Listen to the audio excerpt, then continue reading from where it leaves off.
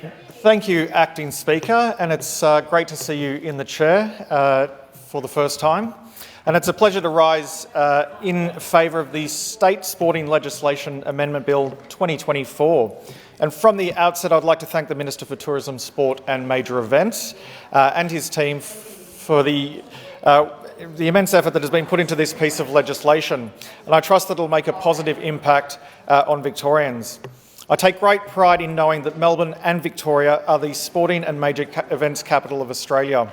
There is no doubt that people from across the world find Victoria to be a destination state, whether it be for the concerts, for the Australian Open, or to visit the biggest stadium in the Southern Hemisphere. And this is only possible thanks to this government's continued investment into this sector, to both attract talent to perform in our state and to ensure that major events stay right here in Victoria. Not only are these events a source of great entertainment and enjoyment, but they also provide a significant boost to Victoria's economy. Take the Australian Open, for example, where we are privileged to host the best players in the world in one of only the 4 tennis Grand Slams. More than 1.1 million fans passed through the gates across 3 weeks, which created some 1,700 jobs and contributed more than $387 million to the Victoria's economy. As anyone who has been to Melbourne Park knows, we host some of the most modern, clean and up-to-date facilities in the world. This government made a significant contribution of close to $1 billion for the Melbourne Park redevelopment, and over the past 10 years, the Australian Open has returned that investment threefold. A thriving Melbourne and Olympic Park complex means that the Australian Open will remain in Melbourne until at least 2046, and we will continue to attract performances to the Rod Laver Arena. This area has generated more than $740 million in visitor spend alone in the past 12 months, with it hosting nearly 100 concerts and 50 other entertainment events and welcoming more than 3 million visitors in total. A clear indication of the economic success of this government's investment is that some 1.2 million bed nights were booked in hotels as more than 900,000 visitors from other parts of the state flocked to Melbourne. From Robbie Williams, Dua Lipa and Billie Eilish, the precinct brought some $880 million in revenue, forming 6% of Australia's sports industry and 9% of the country's live entertainment industry. This cumulatively has created 4,200 jobs, with an additional 1,600 jobs supported indirectly across precinct activities.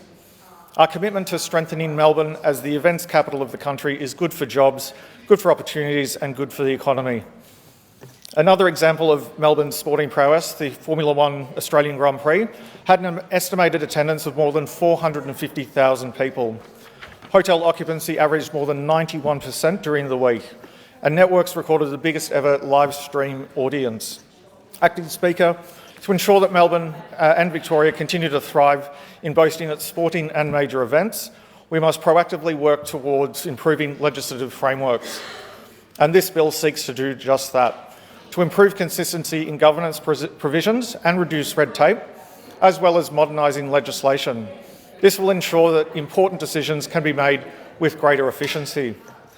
Necessary amendments will be made to 5 state sporting acts: the Cardinia Park Stadium Act 2016, the Melbourne and Olympic Park Act 1985, the Melbourne Cricket Ground Act 2009, Professional Boxing and Combat Sports Act 1985, and the State Sports Centre Act 1994. The change to the Cardinia Park Stadium Act will allow for the Minister for Sport, rather than the Governor in Council, to make event management decisions, and this will cut waiting periods, increasing efficiency. This bill also abolishes the Cardinia Park Advisory Committee and the State Netball and Hockey Centre Advisory Committees.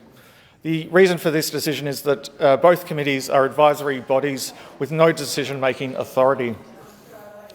Considering that the appointment process is arduous, these changes will facilitate a similar process in which advice is received, albeit without the delays and administrative difficulties. Further red tape is cut by allowing the Minister to delegate floodlight determinations for the MCG to the department, as well as reducing the administrative burden for the Melbourne and Olympic Park trusts.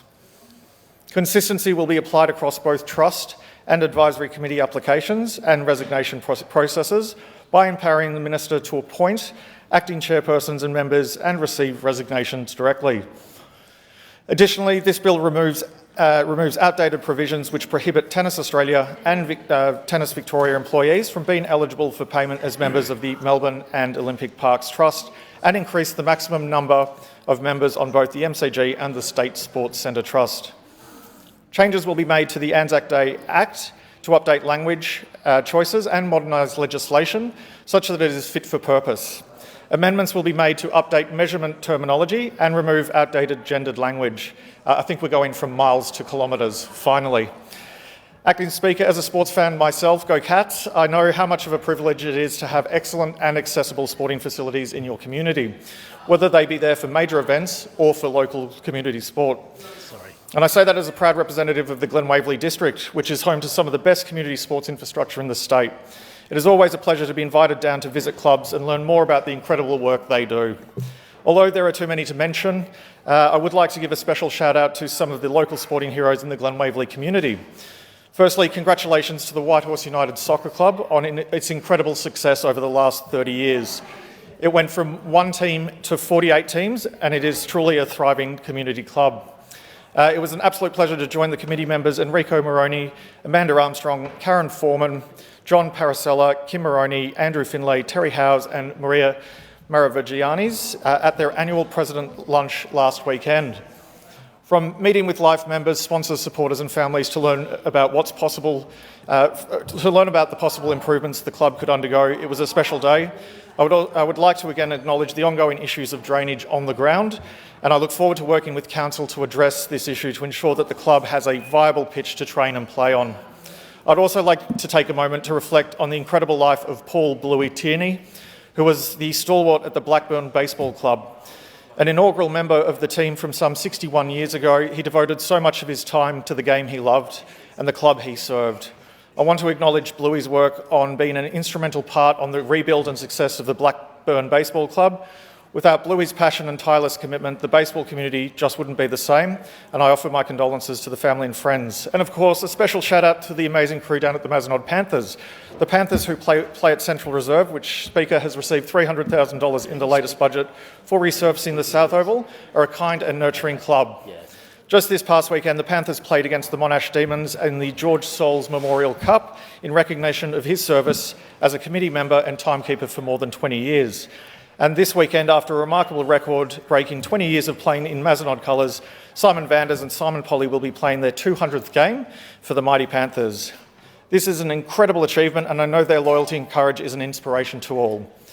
It is an honour to have so many amazing community sports clubs in my electorate, and see the smile on everyone's faces as they learn and grow is a joy. A special thank you to all the players, coaches, staff, parents and volunteers who make it happen, and I look forward to joining our community at more of these events soon. Local sport is the backbone of our community, and whether it be funding to resurface the Oval at Central Reserve South or building a new pavilion at Brandon Park Reserve, this government is backing in the next generation of superstars that will hopefully one day play in the precincts that this legislation changes. Briefly, best wishes for the Australian Olympic team competing in Paris as we speak now. A special shout out to Marina Whittle in the women's basketball team, Nicholas Lum from the table tennis team, and William Petrick from the swimming squad. Marina, Nicholas and William are all residents of the Glen Waverley district, and you are all doing us very proud, representing the best in our district. And I'm proud to be part of an Allen Labor government which backs our state's position as the sporting and major events capital of this country. Our continuing investment will ensure that we receive the economic and social benefits, as well as giving Victorians an opportunity to be the best versions of themselves. I strongly believe that this bill, by making these minor amendments to the State Sporting Legislation Act and the Anzac Act, will have a positive impact in cementing our place as a thriving sports and major events hub, and I commend the bill to the House.